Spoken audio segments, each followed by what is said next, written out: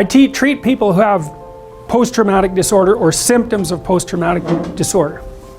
And so let's say they got post-traumatic stress disorder because, again, because a relationship collapsed on them suddenly, which is quite common. You know, they get betrayed or someone leaves them suddenly, and then they don't know what to do, because, especially if they're conscientious, because then they just tear themselves into pieces trying to figure out what they did wrong to bring about that event. And the reason they're doing that is because they want to retool their perceptions and their actions so that the probability that they'll have the same experience again is minimized. And their mind won't leave them alone till they do it.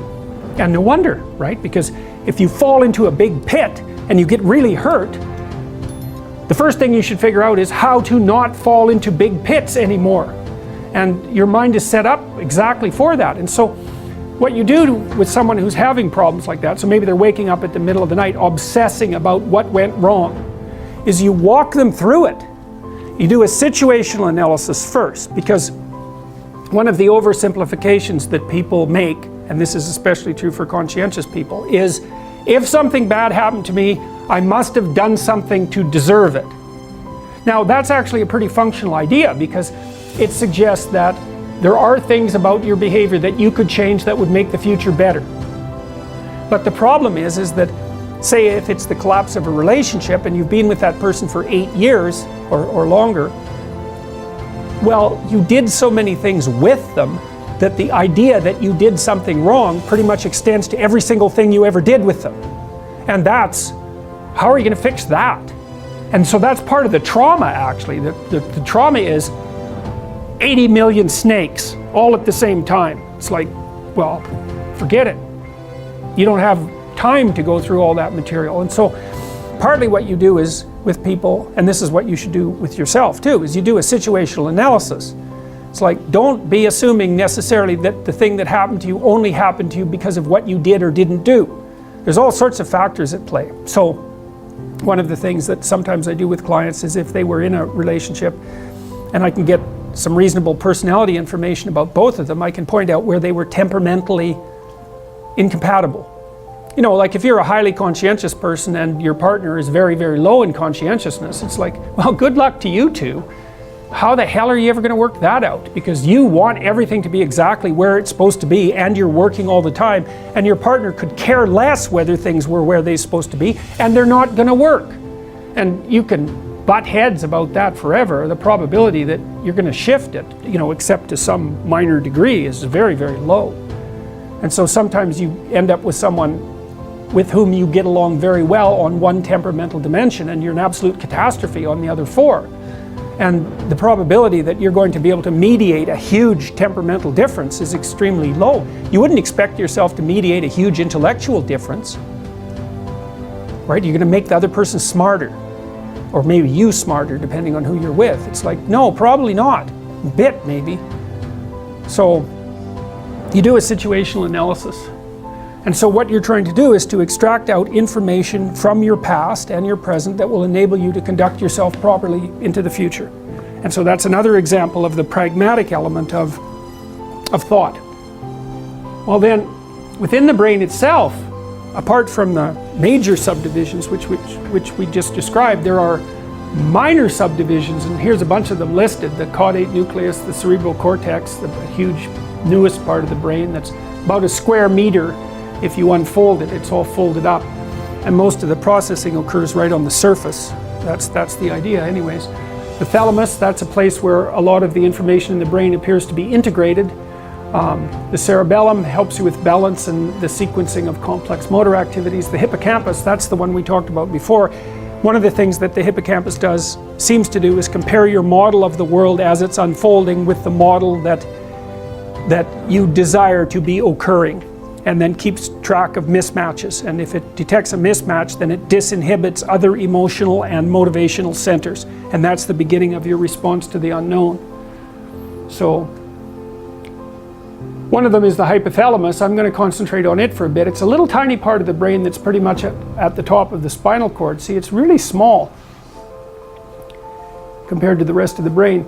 Now, it turns out that imagine this is a cat brain for a minute, and you take off the whole cat brain except for the hypothalamus, which which people do. You take off the whole cortex, for example, and then the cat's still alive if you do it carefully, but it doesn't have much of a brain, and so you might think, well, that cat would just do nothing, but cat's actually pretty functional if it's reduced just to its hypothalamus. And that's because the hypothalamus is an incredibly important part of the brain, and it provides what I would say constitute the major frames, the major psychological frames. And so like a decorticate cat can still eat and drink and regulate its body temperature and engage in defensive aggression, and if it's female it can still mate. Male can't, because the male mating behavior is more complicated. And as long as you keep it in a bounded environment, it can function reasonably well.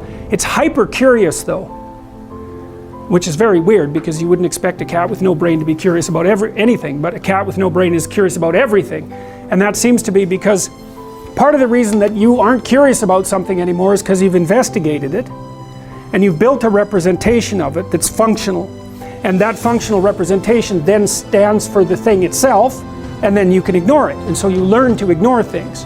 They're interesting to begin with, and then you learn to ignore them.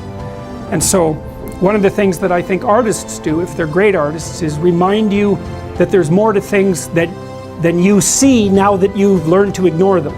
So you get a kind of a hallucinogenic painting of flowers like Van Gogh might produce, like his famous irises, which I think sold for like $220 million or something outrageous. It's like what Van Gogh is trying to show you is what those flowers looked like before you thought you could see them, because now you flower and you walk by, you know. You don't see it at all because you're off to get a peanut butter sandwich or something. You don't have time to glory in the wonder of the world, you know. You've got something practical to do.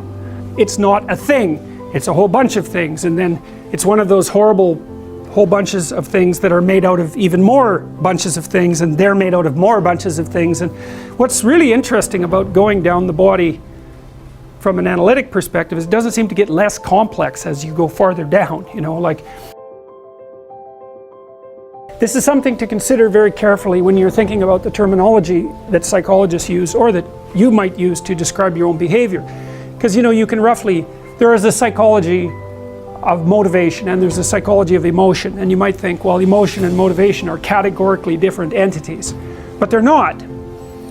In fact, there's no such thing as a uniform set of motivations, and there's no such thing as a uniform set of emotions, and the distinction between a motivation and an emotion is unclear, to say the least. And that's partly because the physiological substructures that subsume what we call motivations and what we call emotions, and it's not like there's a motivation center that's homogeneous. The closest is the hypothalamus, but it's made of structures that are qualitatively different.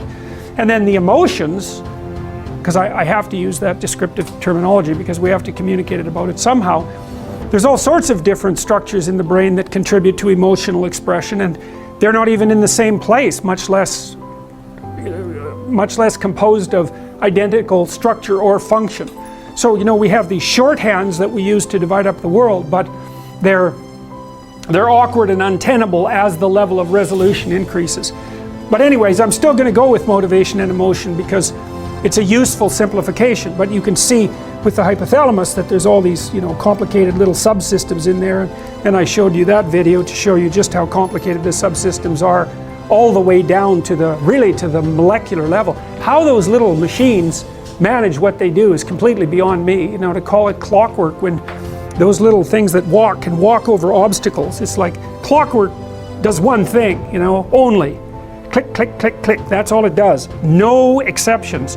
This thing walks over obstacles to get where it's going. It's like, who knows what's going on down there. But it works well enough, so here we are, weirdly enough.